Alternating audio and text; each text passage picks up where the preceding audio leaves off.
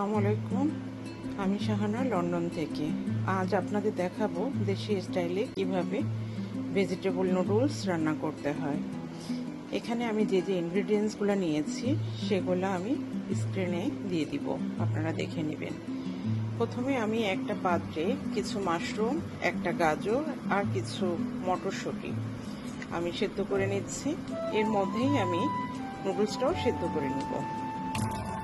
আমি সবজির ভিতরে এখন নুডলসটা দিয়ে দিব। আমি এখানে 4 প্যাকেট নুডলস নিয়েছি। নুডলসটা বেশি সিদ্ধ করা যাবে না, জাস্ট একটু শক্ত থাকা অবস্থায় আমাকে পানিটা ঝরিয়ে ফেলতে হবে। চিংড়ি মাছটাও এর সঙ্গে সেদ্ধ করে নেব। এখন আমি নুডলসটা নামিয়ে নেব। চুলায় একটা ফ্রাই প্যান দিলাম, আর এখানে আমি 5টা ডিম নিয়েছি। এটাকে আমি ভালোভাবে ফেটে নেব। ফ্রাই প্যানের মধ্যে 1/2 কাপ তেল নিয়েছি, এটা আমি দিয়ে দিলাম। তেলটা আমার গরম হয়ে গেছে। এখন আমি এখানে একটা হোল পেঁয়াজ নিয়েছি, এটা একটু ভেজে নেব। আর এখানে নিয়েছি 6-7টা কাঁচামরিচ কুচি, এটা আপনারা সব মতোই দিবেন, যদি মরিচ কম খান তো কমই দিবেন। এখানে আমি দিয়ে দিব 1 teaspoon testing salt, Chinese salt যেটাকে বলে। এবার আমি ডিম ফেটিয়ে রাখা ডিমটা দিয়ে কিছু সময়ের জন্য ভেজে নেব।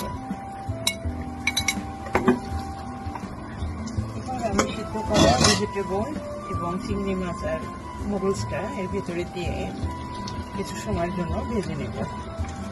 আর নুডলসের সঙ্গে যে মশলাটা থাকলো এখানে আমার আছে, এটাও আমি এর সঙ্গে মিশিয়ে নেব।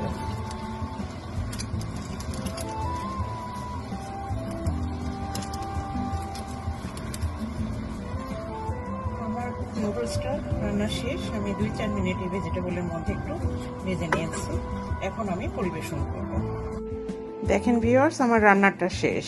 আমি সুন্দর একটা হেলদি নুডলস রান্না করে ফেললাম, সবজি দিয়ে, চিংড়ি মাছ দিয়ে। এভাবে আপনারা ট্রাই করবেন বাসায়, দেখবেন বাচ্চারা খুব এনজয় করবে। শুধু বাচ্চারা না, বড়রাও এনজয় করবে। ইনশাল্লাহ নেক্সট ভিডিওতে আবার দেখা হবে। আমার জন্য দোয়া করবেন। আল্লাহ হাফেজ।